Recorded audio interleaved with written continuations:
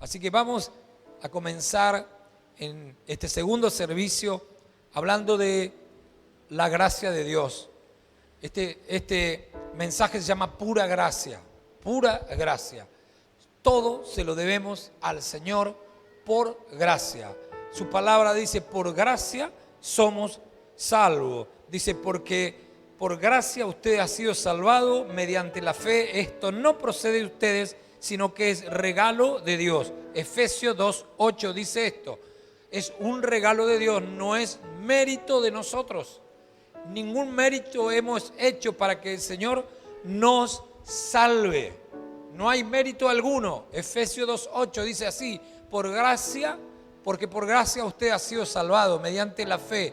Esto no procede de ustedes, sino que es regalo de Dios. Dios nos salvó. Dios trajo a su Hijo, mandó al mundo a su Hijo para que Él nos dé la posibilidad a través de la gracia de salvarnos. La gracia es para salvación. Esto debemos tener en cuenta siempre. Mucho se ha experimentado, se ha hecho una doctrina de la gracia que está buena, pero a veces hemos entendido mal.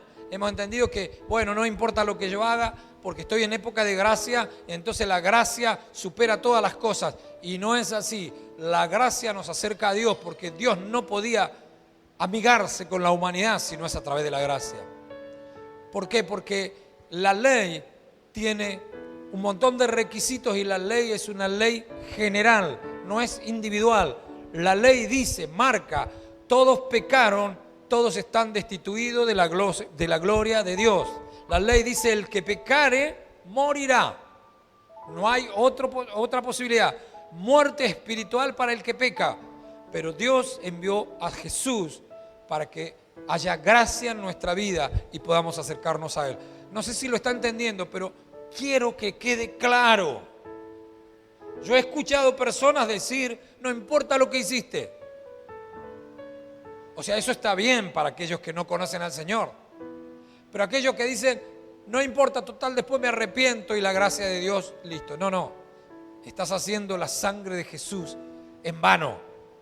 La sangre fue derramada por amor hacia nosotros, para que nosotros fuésemos agradecidos y viviésemos en obediencia a Dios.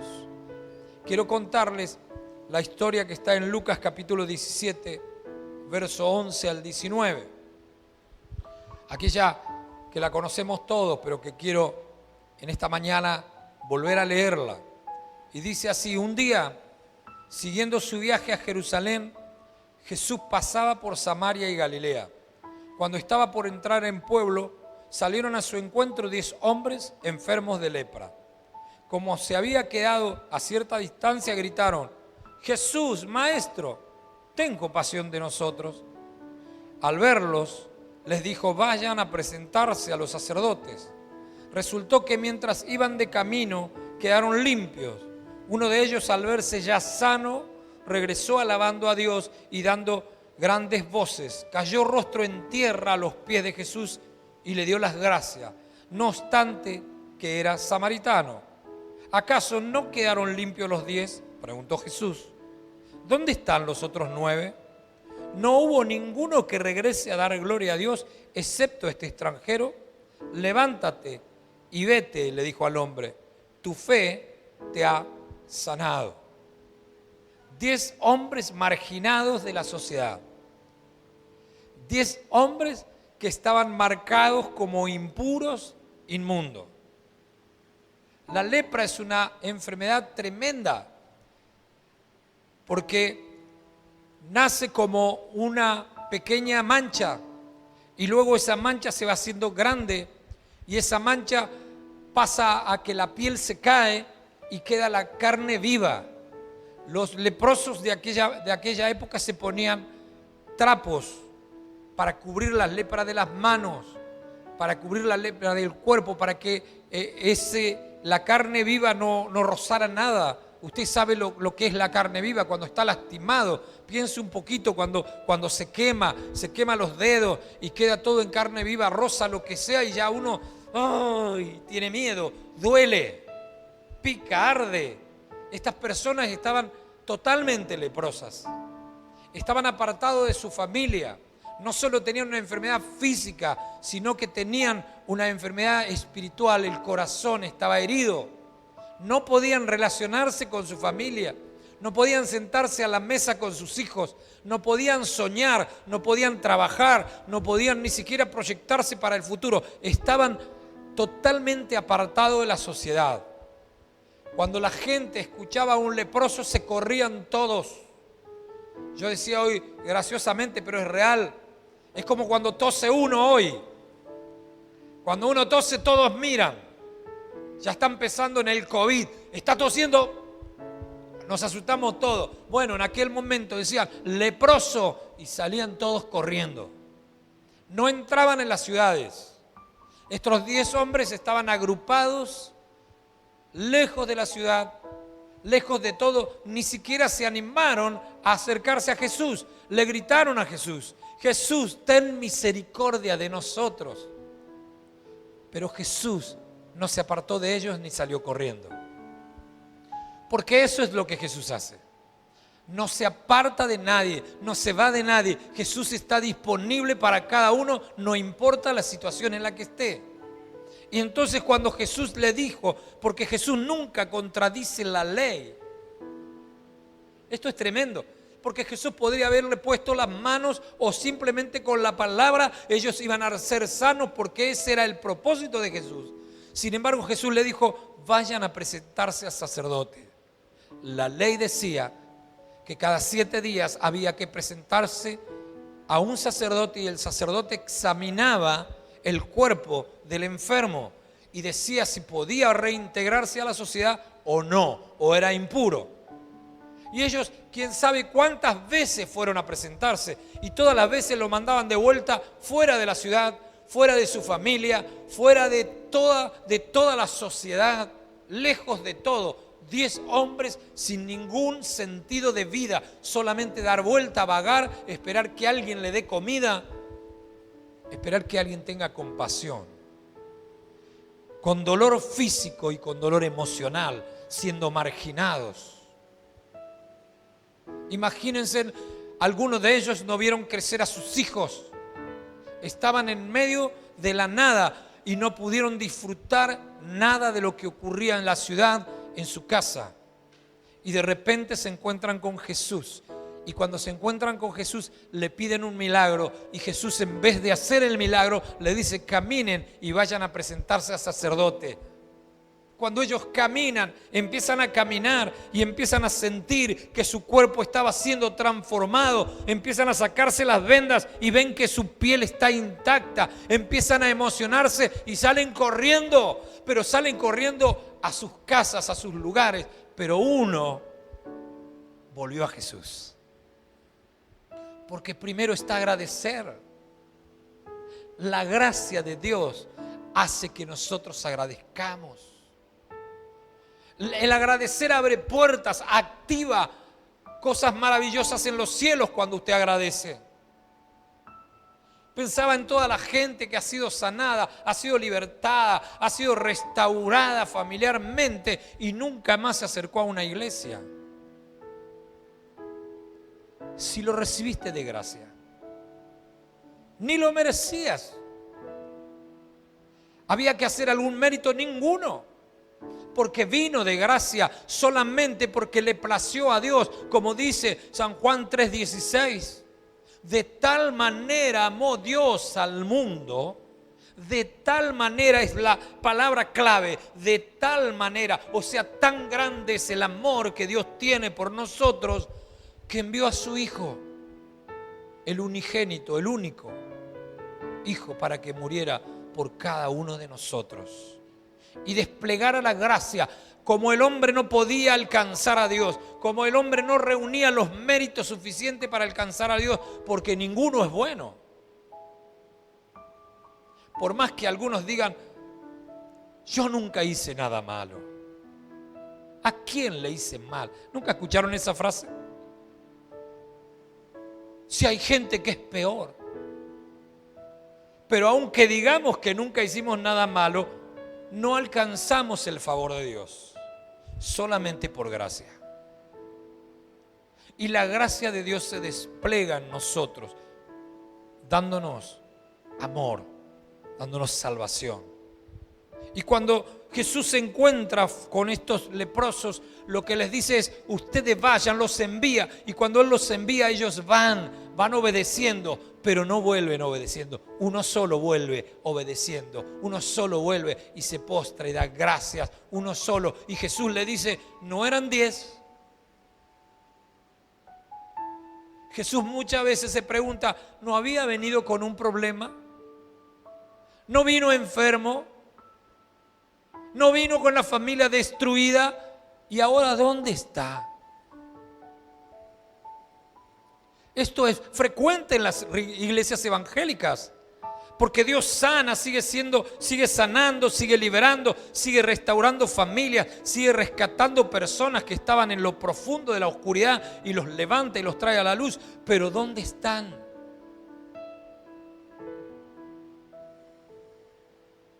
Porque el agradecimiento trae recompensa. Cuando yo agradezco, activo los cielos. Es una pregunta recurrente de Dios: ¿dónde están aquellos que experimentaron la gracia? Entonces le dice: estaba rostro en tierra este hombre, porque necesitaba expresar ese agradecimiento hacia Dios. Cuando se encuentra con Jesús, se encontró con el futuro, se encontró con la promesa, se encontró con que su vida se iba a restablecer física, emocionalmente. El futuro se veía. Entonces agradeció a Jesús, y Jesús luego lo envía y le dijo: vete, tu fe te ha salvado. No le dijo: tu fe te ha sanado. ¿Notaron eso? Le dijo: tu fe te ha salvado. Es más aún que la sanidad. Es más fuerte. Una vez leía en un libro de Billy Graham, muchos años atrás, que él dice que fue a ver a una mujer que estaba en sus últimos días con un cáncer que había tomado todo su cuerpo. Entonces le dijeron: pastor, por favor, vaya a verla, necesita que la vaya a ver usted, porque siempre ella lee sus libros, ve sus mensajes, por favor hágalo cuando esté en la ciudad. Y él fue a la ciudad a una campaña, y en ese momento recordó de la mujer y dijo: la voy a ir a ver, queda mal, soy un predicador, voy a darle un consuelo. Y fue a la iglesia, a la casa de esta mujer. Y cuando entró en la casa de la mujer, le dijeron: está en el cuarto, está con dolores, ya están los últimos días, está flaquita, está deteriorada. Aunque siempre canta, siempre se escucha el cantar, nunca afinó, pero ella canta y canta. Y dice que entró Billy Graham a ese lugar, y cuando se acercó a la mujer, era tanta la fe de la mujer que él no supo qué decirle. Y dice: salí consolado por ella. Ella me consoló a mí. Yo estaba sano, estaba fuerte, estaba en mi mejor momento como predicador, pero al verla, ella me consoló a mí, porque su enfermedad no había derrotado su fe. Seguía con la fe intacta y con las fuerzas para adorar a Dios. Hay cosas tan simples que nos aparta de Dios. Hay enojos tan profundos en una tontera que nos alejamos de Dios. ¿Por qué? Porque creemos que es el tiempo de hacer nuestras cosas, es el tiempo de dedicarme a otra cosa. Como estos 9 dijeron: volvamos a casa, hagamos algo diferente. Todo lo que no podíamos hacer, hagamos ahora. Pasemos por el supermercado, compremos cerveza, hagamos algo lindo, divirtámonos. ¿Cuánto tiempo estuvimos en el medio de la nada? Y uno solo dijo: yo voy a agradecer a aquel que hizo todo por mí. Yo se lo voy a agradecer a Él, porque sin Él yo no podría tener lo otro. Sin Jesús no podés tener nada. Y Él lo tocó y le dijo: vete, y ahora sí, anda a pasar por el supermercado si querés. Ahora disfruta tu vida. Porque cuando Él te envía, la gracia de Dios envuelve tu vida.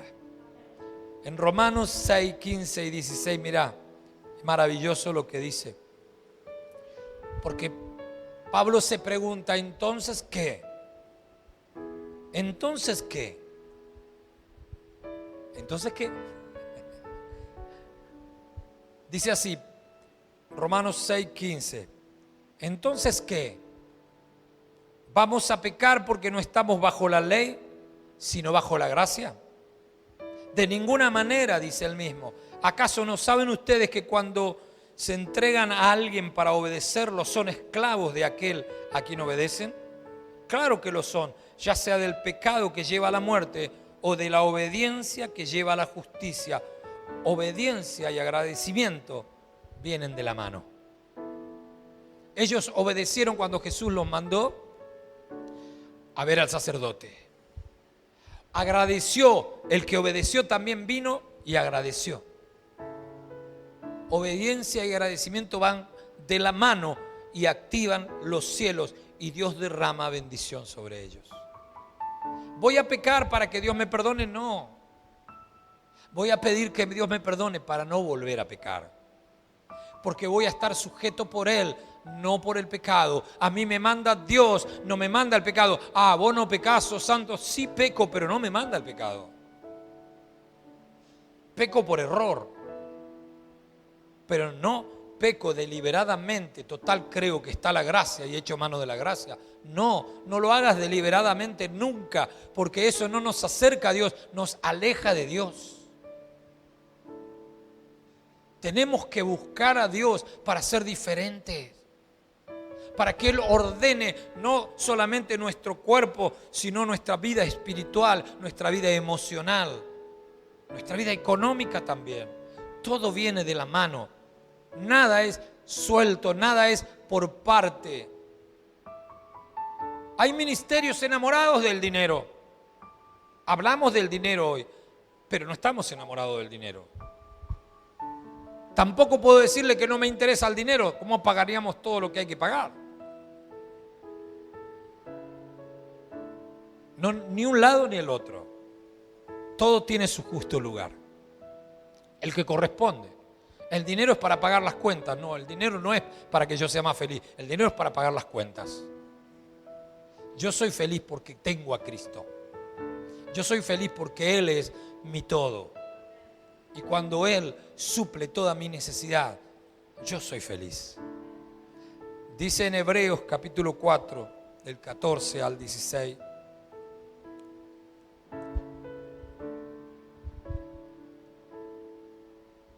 Por lo tanto, ya que en Jesús, el Hijo de Dios, tenemos un gran sumo sacerdote que ha atravesado los cielos, aferrémonos a la fe que profesamos, porque no tenemos un sumo sacerdote incapaz de compadecerse de nuestras debilidades, sino uno que ha sido tentado en todo de la misma manera que nosotros, aunque sin pecado. Así que acerquémonos confiadamente al trono de la gracia para recibir misericordia y hallar la gracia que nos ayude en el momento que más la necesitamos. Esto es tremendo porque Jesús es el sumo sacerdote. Está por encima de todos los sacerdotes del mundo entero. Y comentaba hoy, y lo quiero comentar a ustedes, el sacerdote israelita era familia sacerdotal. Venía de generación en generación. Se lo preparaba de niño para ser sacerdote. Se lo preparaba, no se lo dejaba tomar alcohol, no se lo dejaba hacer ni tener ningún contacto con nadie mundano, con la parte del mundo. Mundano, no sé si entiende qué quiere decir esta palabra, una palabra muy evangélica, pero él no tenía contacto con ninguno. Creo que ni jugaba a la figurita con los amigos. ¿Por qué? Porque estaba preparado para ser sacerdote. Tenía que ser santo, tenía que ser intachable. El día que se hacía grande y que iba a ejercer el sacerdocio, tenía que tener su familia para ejercer el sacerdocio. O sea, él estaba preparado para ser sacerdote. Pero dice que no eran tentados en nada porque estaban en una burbuja. Jesús fue tentado en todo. Porque Jesús fue niño, preadolescente, adolescente, joven y adulto. estuvo rodeado por gente, por mujeres de la vida. Él rescató a mujeres que habían sido prostitutas y lo seguían. Estaba rodeado, así que fue tentado en todo, ¿entiende? A veces creemos que Jesús estaba en una burbuja. No, estaba rodeado de gente. Había un Zaqueo que había saqueado a medio mundo y estaba con él. Estaba Judas, que dice que metía la mano en la bolsa de las ofrendas todo el tiempo. Estaba con él. Estaba un Pedro que le agarraba la locura y le cortaba la oreja a uno. Había un Simón el celote. ¿Sabe qué quiere decir? El celote era un extremista. Era un hombre que solamente se guiaba por la guerrilla. Él trabajaba para la guerrilla y en este momento estaba con él. Era un hombre peligroso, pero estaba con él. Y fue tentado en todo, mas nunca cayó. Por eso dice, este sumo sacerdote comprende cada una de nuestras situaciones. Porque él tuvo tu edad también. Porque él vivió como vos y como yo. Porque aún el mismo diablo lo tentó en el desierto y él lo superó. Entonces dice, no tenemos un sumo sacerdote que no nos entienda. Tenemos un sumo sacerdote que nos entiende. Que sabe del dolor, que sabe de la situación, que sabe de lo difícil que es la tentación, pero aún así Él nos recibe. Porque tenemos abierto el trono de la gracia para ir y acercarnos a Dios. Nada te impide. ¿Estás enfermo? Podés acercarte a Dios. ¿Tenés algún defecto físico? Podés acercarte a Dios cuando la ley no te dejaba acercar al templo con un defecto físico. ¿Tenés otro problema? Podés acercarte a Dios. Yo no sé si podría acercarme a Dios, no veo con un ojo. No sé si me dejarían en el templo. Ahora se enteró que no veo con este. No me haga nada de este lado, no sea cruel. Algo veo. No estaríamos, pero Él manifiesta su gracia en cada instante. Hoy Dios está desplegando su gracia en medio de nosotros, de tal forma que quiere tocar nuestro corazón y espera de nosotros que seamos como aquel que volvió a dar gracias, aquel que volvió a ser agradecido, aquel de los 10 que dijo, Señor, tú eres el Dios, tú lo hiciste todo, en ti confío. Y Jesús le dijo, levántate, tu fe te ha salvado, anda a tu casa, restablece tu vida, sé feliz porque has entendido que esto viene de gracia, no es por los méritos tuyos, esto viene de favor de Dios, no es porque eres bueno ni porque te portaste bien, no, esto es solamente la gracia desplegada de nuestro Dios, porque ninguno merecíamos, pero aún así Él nos amó. ¿Qué te estás considerando? A mí si hay algo que nunca me gustó es que alguien venga a justificarse que es bueno. Cada vez que alguien me dice, pero yo soy buena gente, yo le digo, ¿según quién? Según vos mismo. ¿Según quién? Hay madres que van a ver a sus hijos en la cárcel y te dicen que es bueno. Siempre fue un buen hijo, te dice, y está ahí por 2 asesinatos. Era buen hijo, pero no era bueno con los demás. Porque ninguno unimos ese requisito, no llenamos el casillero de bondad suficiente para mover la mano de Dios. Solo la mano de Dios se mueve por pura gracia. Y esa gracia, aún hoy, todavía se está moviendo en medio nuestro. Por ahora sigue moviéndose esa gracia. Y Dios sigue sanando en gracia, sigue liberando por la gracia, sigue restaurando vida por la gracia, porque Él sabe que a través de un problema que nosotros tenemos hay toda una situación que nos afecta emocional, física, espiritualmente. Por eso la palabra de Dios es viva y eficaz. Dice que es como espada de 2 filos, que penetra hasta partir el alma y las coyunturas, o sea que va hasta el fondo, toca nuestro espíritu, toca nuestras emociones y también toca nuestro físico. Todo aquel que se encuentra con Jesús nunca más vuelve a ser el mismo. Pero te tenés que encontrar con Jesús, no con la religión, no con la iglesia, no con una reunión, sino encontrarte con Jesús, que es totalmente diferente. Mucha gente dice, yo voy a la iglesia, está bien. ¿Qué tiene que ver? Vos vas a la iglesia, yo también entro a un garage y no soy auto. Tienen que ver una cosa con la otra. Yo voy a la iglesia, pero creo. Yo voy a la iglesia, pero tengo una relación con Dios. Yo voy a la iglesia, pero realmente estoy creyendo en esa gracia que sobreabunda sobre mi vida. Si voy a la iglesia es para crecer, para inyectarme de fe, pero Dios es más que la iglesia. Dios es más que un templo. Dios es más que una reunión. Dios es más que una congregación. Dios es todo. El único que puede sanarme, liberarme, es el único que puede darme propósito.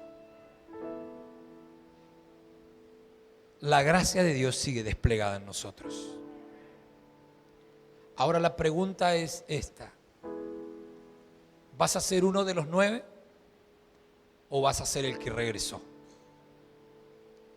¿Vas a ser aquel que dice, bueno, ya está, cuando tenga la necesidad vuelvo? Hay mucha gente que hace esto, hermano. Oren para que consiga un trabajo. Oramos para que Dios mueva su mano, consiga un buen trabajo. Y después que consiguió su buen trabajo, si te he visto no me acuerdo. Hasta que no tiene otra vez. Y así puedo decirle otras cantidades de cosas. Lo hemos vivido, lo hemos visto, lo sigo viendo. Pero quiero decirle que Dios es más que todo eso. Y vos tenés que ser como aquel que volvió y que dijo, gracias Señor. Yo no hubiera vuelto a mi casa si vos no me hubieras sanado. Yo no hubiera vuelto a mi vida si vos no me hubieras sanado. Yo no hubiera vuelto a soñar, a proyectar para un futuro si vos no me hubieras sanado. Cuando entendemos que todo se lo debo a Él y nada más que a Él, ahí empieza nuestra victoria. Porque Él se hace fuerte en mi debilidad, porque Él se agiganta en mi debilidad, porque Él se hace un gigante en medio de mi chatura. Él quiere darte, Él quiere hacerte, Él quiere generar en vos una persona llena de cosas maravillosas para dar. Pero primero tenés que decir gracias. De gracia he recibido, de gracia voy a dar. Porque tu gracia me ha envuelto y me ha dado una vida nueva. Pongámonos de pie, por favor. Dios bendiga la vida de cada uno de aquellos que escuchan.